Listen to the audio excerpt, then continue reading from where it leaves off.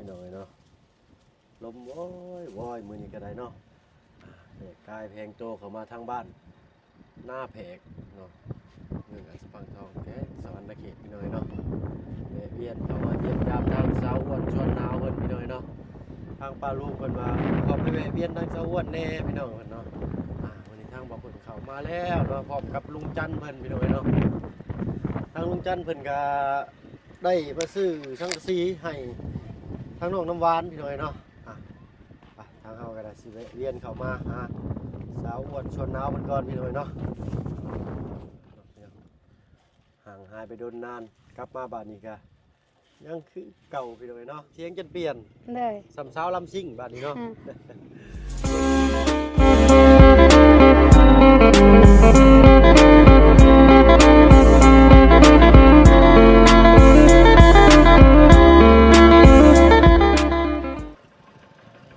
ลม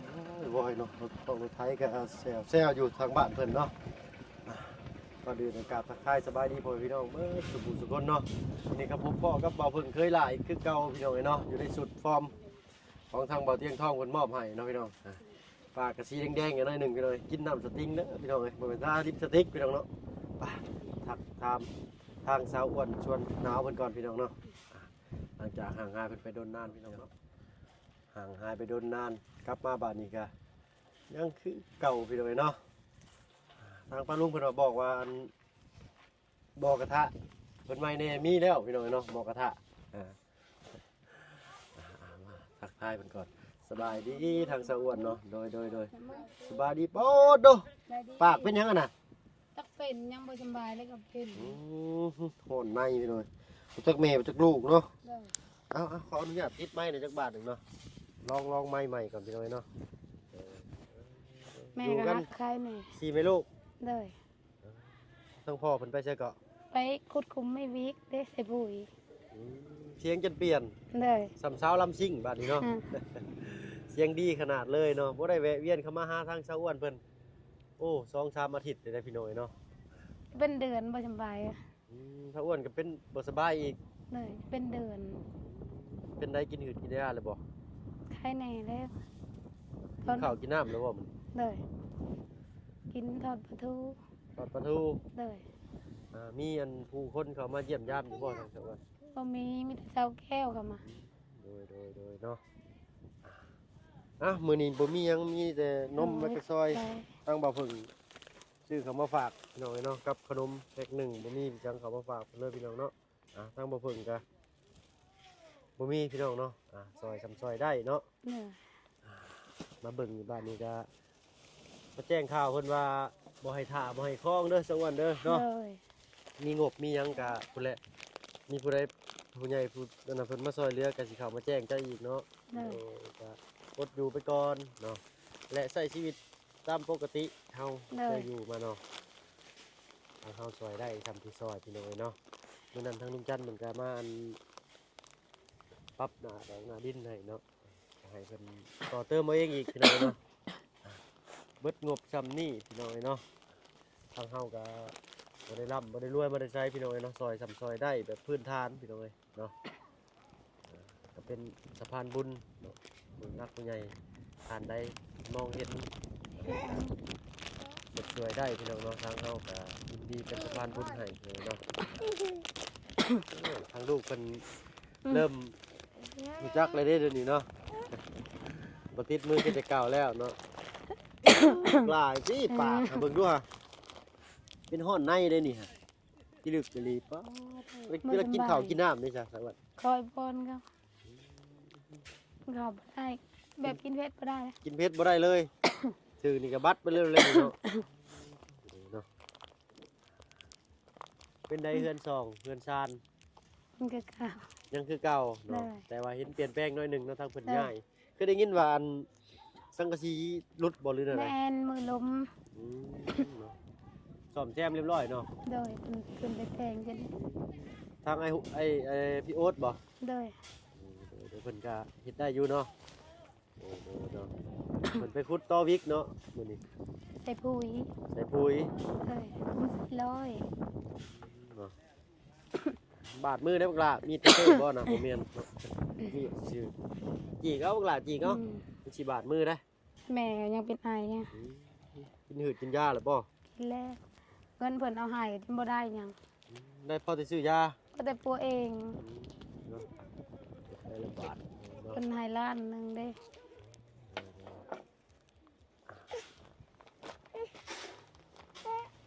เห็น น้ำในยังใส่ได้คือเก่าบ่เถอะ เลย มื้อแรงได้ซะได้ยังกินข้าวมื้อแรง บ่มี ปลาทูกระเบิดเลยดังไฟถ่อนเดียวมากินนี่ ต้มมันนะเฮ็ดน้ำกับปุ้นให้ลูกกิน อ๋อเราเฮ็ดเองเลยบ่ เลย เบิ่งขอเบิ่งอยู่เด้อซะเด้อ เลยยังไม่ยัง เราก็เฮ็ดน้ำกับปุ้นกับปาดเป็นอยู่ได้พี่น้องเนาะน้ำลูกจีนเอาหยังเฮ็ดซะวันนี้ เอาปลากระป๋อง โอ้น้ำยาปลากระป๋องโอ้คักแล้วนี่เนาะยังอยู่บ่ปลากระป๋องก็ได้ บ่มือซื้อมาเลย ข้าวน้ำได้ซะ ข้าวยังอยู่ โดยเป็นข้าวสารบ่หรือข้าวเปลือก กระเบื้องยังทรงศพ เนาะน้ำลายยังใช้ได้คือเก่าเนาะ เลย โอ้ทางพี่โอ๊ตเพิ่นบ่อยู่เนาะ เลยไปเก็บมีวิ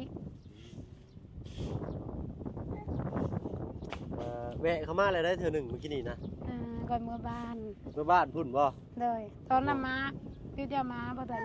โดยมาเลยได้แล่น บ่สบายเมื่อเอาลูกเมื่อยา อืมแล่นเข้าเมื่อในบ้านเมื่อกี้นี่เนาะ เว้น ก็เลยอันออกมาพอดีเข้าไปฮอดในกลางบ้านปุ๊บผัดรถส่งแพนลูซิ่งมาพอดีสั่งให้น้องน้ำหวานนี่เด้น้องน้ำหวานนี่เนาะชื่อเพิ่นเนาะ เลย จ๊ะเนาะสาวจ๊ะเพิ่น ส่งไปให้ทางลุงจันทร์เพิ่นก็ได้สั่งแผ่นลูซิ่งเข้ามาให้เนาะทางลุงจันทร์ก็หับหลังคาอีกบาทนี่พี่น้องเนาะก็แล่นเข้าในบ้านว่าสิออกไปบ้านน้องโกมรู้จักอยู่บ่น้องโกมเนาะทางจังหวัดเพิ่นบ่มีโทรศัพท์พี่น้องเอ้ยเนาะทางว่าเพิ่นก็เห็นอยู่ว่าสิแวะเวียนเข้าไปหาเพิ่นอยู่มื้อนี้เนาะ บ้านน้อยบ่นะ อยู่บ้านน้อยป่ะ เลยบ่บ้านความรวยได้บ่ โดยเนาะถ้าว่าเพิ่งก็บ่เคยไปจักเทื่อ แม่ นะ นบ่เคยไปแล้วบ่จักมันไกล เนาะทางลุงจันทร์เพิ่นเคยเข้าไปอยู่เนาะวานมาก่อนทางว่าเพิ่งก็ยังบ่เคยไปถ่ายทำเพิ่นจักเทื่อสิลองเข้าไปอันเยี่ยมยามน้องเพิ่นเบิ่งก่อนพี่น้องเอ้ยเนาะคือว่าเพิ่นไปเจาะน้ำให้คือกันนั่นน่ะกันเนาะทางเบาลีเพิ่นกับเบาเยียงทองบ่คือเดี๋ยวสิแวะเวียนเข้าไปทางไปอยู่พี่น้องเอ้ยเนาะพักหญ้าคาหุ่นได้ซะสวัสดิ์ไปกินได้บ่ ไปกินแล้ว ไก่กล้าบ่ได้เข้าบ่เข้าอยู่บ่ ข้าว ว่าแล้วน้องหัวนั่นนี่ไปทางอันเราถ่าแป๊บหนึงเดี๋ยวทางบ่าวเพิ่งสิอันเอาเสือมาให้ให้โอ๊ตเพิ่นเนาะ เลย แป๊บหนึงเนาะพี่น้อยเนาะ ว้า เดี๋ยวเนาะ บ่เด็ด ทางอันลูกจันทร์เพิ่นก็ไปซื้อแผ่นลูซิ่งเนาะเลยได้กลายเป็นลูกค้าประจำได้ไปเสียเดียวก็ได้ เลย เพิ่นแถมเสือมาให้ทางลุงจันทร์ตัวหนึงทางบ่าวเพิ่งเคยล่าตัวหนึงเนาะ เลย เฮากับเสือเฮากับพอมีใส่อยู่เนาะจักสิเป็นเสือแขนสั้นหรือแขนยาวหรือจังใด เลย น่าใส่เย็นอยู่อ่ะเอาทางให้ ใช่ โดยเนาะให้ทางอันโยศเพิ่นต้องแกะมันดูสวรรค์ข่อยก็บ่เคยอันแกะอีกเด้อนั่นแกะเป็นยังไงบ่รู้น่าจะเป็นเสือแขนสั้น ยาวบ่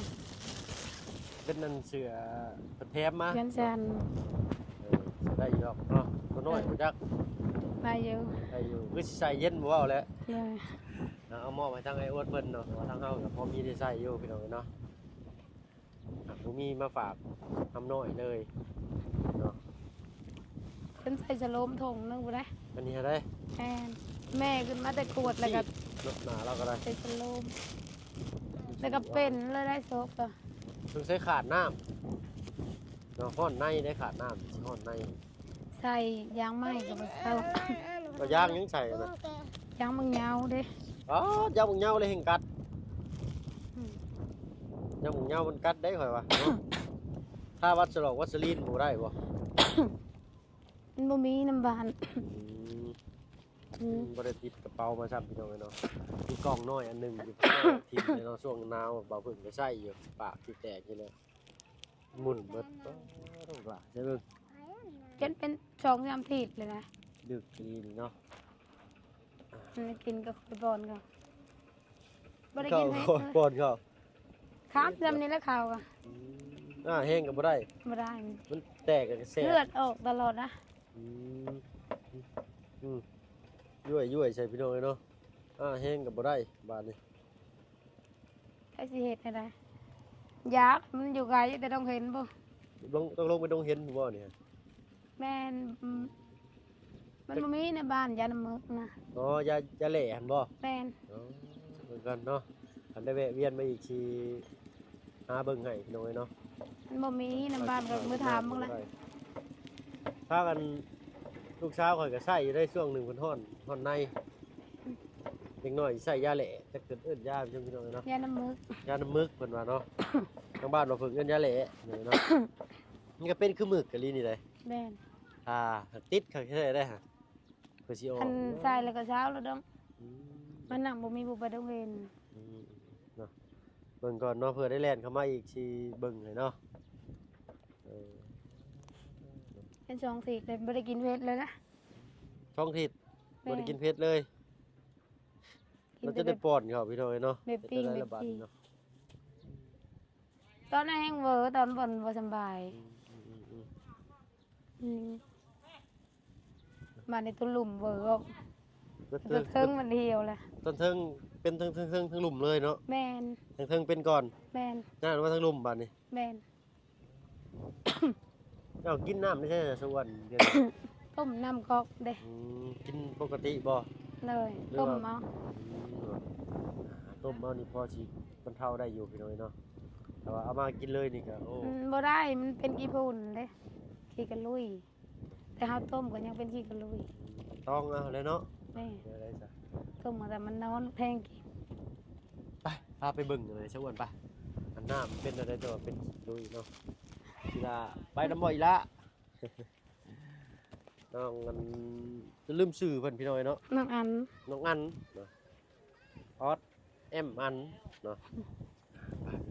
ไปเบิ่งหัวเบิ่งชวนทางชาวอ้วนเพิ่นพี่น้อยเนาะ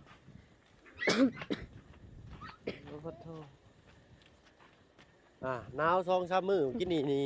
หนาวอยู่บ่อยู่ทางนี้ก็ หนาวลมก็ลม ขึ้นอยู่ตูบน้อยปิดประตูแล้วก็เรียบร้อยแล้วเนาะ พี่น้องเอ้ยเนาะ ลมแห้งจนปบมื้อนอนบ่ ว่า ย่าน ผู้ จั น ง อน กะ อยู่ สี เฮือนปู่เฮือนย่าพุ่นบ่ แม่นผัวบ่อยู่เด้ผัวไปการ อืมแต่ว่านี่เพิ่นแป้งเรียบร้อยนอนคือเก่าพ่อบัด แม่นเพิ่นแปลงละ เพิ่นพักหญ้าคาหุ่นเพิ่นพี่น้องเอ้ยเนาะ บ่เป็นหาก็ใส่ปุ๋ย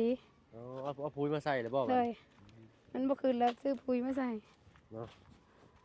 พุ่นชีวภาพพุ่น มูลสัตว์ธรรมชาตินี่ก็บ่ขึ้นบ่ถือว่า บ่คืนอ่าไข่ พักบงบ่นี่ แม่นพักบง มันหนาโพดได้นี่มันระบ่ขึ้นพี่น้อยเนาะสิขึ้นแต่พวกนี้มักพวก แล้วยังคนนี้นะมักถั่ว บักทั่วบ่สวัสดีนี่ เลยเรือแบกกิน เหลือจากแว่กินเหลือซำนี้ เลยยังแต่มักถั่วตั้งนะ ถั่วตั้ง เลย เป็นอะไรบักถั่วตั้ง มักถั่วพุ่มมันเด้แบบจังหน่อยมันก็หมากเล่นแบบเฮาบ่ได้เฮ็ดข้าง อ๋อถั่วตั้งแบบไหนวะมันก็คือบักถั่วฝักยาวนี่บ่ เลย แต่เฮาบ่ได้ แต่ เอา บ่ได้ ข้าง ใส่ มาใส่ ข้างแม่น อ๋อถั่วตั้งแล้วสมมุติว่าเฮาเอาอันกิ่งไม้มาใส่นี่ก็สิเป็นถั่วพุ่ม บ่ ถั่วเครือ แม่น บ่ เป็นมักถั่วพุ่มเด้มันบ่เป็นเครือละ เป็นต้น พุ่มแม่น โดยเนาะบ่เพิ่นก็เคยฮู้พี่น้อยเนาะแต่ยังบ่เคยเห็นต้นมันเนาะว่าเป็นจังไดเดี๋ยวอัปเดตให้พี่น้องได้เบิ่งอีกบัดนี้เหลืออันต้นบักถั่วกับต้นหยังอีกนี่อันแบบเดียวกันหมดเลยบ่ แม่นยังแต่มักถั่ว โอ้โดยเนาะเบ้เข้าเด้หัวสิไข่เพิ่นก็มีอยู่เนาะไข่เพิ่นก็ได้ เพิ่นซื้อมาให้เด้ อืม แล้วก็ใส่พุ่นมัน หัว ตายหมดผักก็จักเป็นหยัง หึ ว่าผักกาด ผักกาดบ่นี่ แม่นตายหมด อ๋อบ่ได้ฮดมันบ่จักนี่คือเห็นแท้นี่ แบบว่ามันหยุบลงเลยได้ มันยุบลงเลยก็เลยมันตายแล้วก็เลยบ่ได้ฮดเลยเนาะ พักยังแต่ผักหอมไม่ผักหอมก็ติดแบบว่าเหลืองใบมันเหลือง ฮดเช้าแรงเนาะ เลย ฮดยามแดดๆก็บ่ได้เด้อพี่น้องเนาะ ผักบ้งก็หาก็ใส่ปุ๋ยแล้วยังงาม อืมสงสัยอันมันอยากหลายโพดเนาะผักยังจะสะอ้วนน่ะ ผักหอม ผักหอม แม่น นาโพดพี่น้องเนาะถ้าว่าปลูกบ้างก็นี่น่าสิได้กินเลยได้สะอ้วนปานนี้ ก็บ่ได้น้ำได้ อืมดินเป็นดินโป่งเนี่ย มัน พี่น้อง ดินแน่นได้ อืม ต้นในผักบัวก็จิ้มแน่นเลยจิ้ม ดินมันแน่นแน่นะเนาะสำนี้ก็พอกินได้เด้นะสะอ้วนเนาะ เลย ในคันนี่ปลูกนี่คือสิงามอยู่เด้ในคันนี่เนาะปลูกใช้คันนำแม่นี่พวกครั้งก็เด่นนาอยู่พี่น้องเนาะแต่ว่า ไว้ ดิน ปลูก นี่ บัวคาทั้ง บ่ค่าบ่อน บ่สิไว้ปลูกบัวคาสิไป นั่นสิไปปลูกบ่ค่า เลยสิไปซื้อเอาก่อน ต้นยังเงินต้นให้เนาะบอก ต้นโพ ต้นโพเนาะต้นให้ดูน้อยเนาะเบิ่งน้ำมันก่อนเอาไว้เดี๋ยวว่าเศร้าไรเลยบ่จักคันว่าบ่ไรนี่ก็สิเอิ้นช่างชายเจาะเพิ่นมาเบิ่งให้แล้วเด้อนี่ครับผู้ใดเป็น หักช่วงหนาวๆนี่มันบ่นั่นได้ มันก็บ่อยากมอน ถ้าว่า เป็ มัน น รส แด ชา ด ติแบบอยากชมบ่นี่แหละ ถ้ามันแดดมันมอนมันบ่อยากออกน้ำมันหนาวนี่มันพืดเลยออกน้ำแห้งแน่ มันแดดแล้วมันบ่ออก แม่นมันแบบมันมอนเด้ ดูเนาะ นี่ถ้ายอมไปเฮิงก็มอนกันแล้วก็บ่อยากแห้งน้ำก็บ่อยากแห้งนะใบมันยังยอมเฮิงเด้ โยมเพิ่งน้ำบ่อยากแห้ง เลย อ๋อสงสัยน้ำไหลบ่ทันเนาะน้ำซึมมาบ่ทันนะ เด้ อันนี้สิเป็นสภาพหัวสวนทางบ้านชาวอ้วนเพิ่นเลยเนาะ ทั้งพี่โอ๊ตเพิ่นบ่อยู่มื้อนี้เนาะ ใส่ปุ๋ยต้น ผู้ บิ๊ก วิก ต้นแบบเพิ่นตัดแล้วเพิ่นก็ไปใส่บ่ ไปใส่น้ำเงามันเด้ อ๋อก็ขึ้นใหม่ เลย บ่ได้ปลูกใหม่บ่ บ่ต่อมัน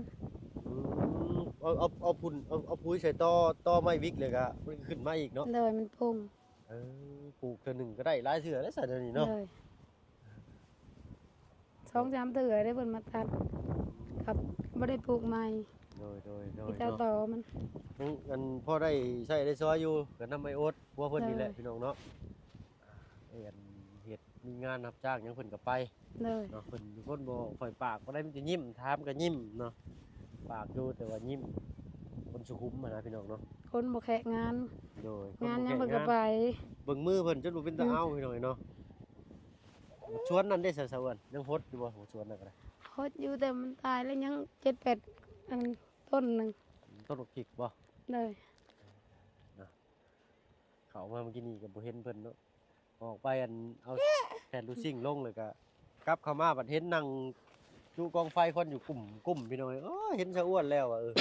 แวะมาหาอันชาอ้วนเพิ่นก็เลยได้ขนมแพ็คหนึ่งกับนมแล้วก็ซอยแพ็คหนึ่งพี่น้องเนาะทางเพิ่นก็ผมมีหยังมาฝากคนหลายอย่างพี่น้องเนาะรอบหน้าก็แล้วกันเนาะคันว่าเห็นสิชื่อยาแหละยาหมึกเนาะเดี๋ยวออกไปอันทางอันดงเย็นก็ได้ แต่คือสิได้มื้อหน้าพุ่นแหละคันสิได้เข้ามากอะเนาะ เลย เพราะว่าถ้าก็ลงมาแต่เชฟโปนได้2มื้อเนาะทางลุงเพิ่นก็ติดเวียกแหน่บ่ได้แล่นมาทางนี้เนาะมื้อเช้านี่ออกมาก็ลงที่ลงแดนทางบ่าวเพิ่นก็ได้ซะว่านะคิดว่าสิขึ้นเชฟโปนรถหิวกระเป๋าออกมานํเลยมื้อเช้านี่โอ้ยหัวควันกันอีกบาดนี่พี่น้องเอ้ยเนาะ เอ้ากระชั้นกระทั่งบ่าวเพิ่นก็สิขอตัวลาก่อนพี่น้องเอ้ยเนาะอันมีแต่อยากบอกชาวอ้วนว่าบ่ให้ท่าให้คอยเนาะ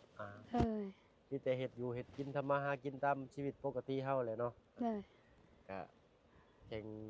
เพื่อแข่งพายแข่งกันได้เนาะแข่งบุญแข่งวาสนามันก็แข่งกันบ่ได้พี่น้องเอ้ยเนาะแต่ผู้รักผู้ใหญ่เพิ่นสิมองเห็นเนาะสวัสดิ์เนาะ เลย เฮาก็สู้ๆไปให้เฮากันเนาะเฮามาเพิ่งกันเลยนี่ก็สู้ๆไปคือกันนั่นนี่ก็ได้เนาะ เลย ก็เห็นก็ดีอกดีใจเนาะเราก็สดชื่นกันได้สวัสดิ์เดี๋ยวนี้ก็ได้ เลย คือมาช่วงแรกๆก็นะบ่เราก็ได้ช่วงเครียดช้ำเนาะเศร้ามองเขาเราก็เอ้าสำหรับคลิปนี้มีหยังพี่น้องเอ้ยเนาะขอตัวลาก่อนพี่น้องเอ้ยเนาะเอาเป็นว่าสบายดีนะสวัสดิ์เนาะ สบายดี สบายดีเนาะ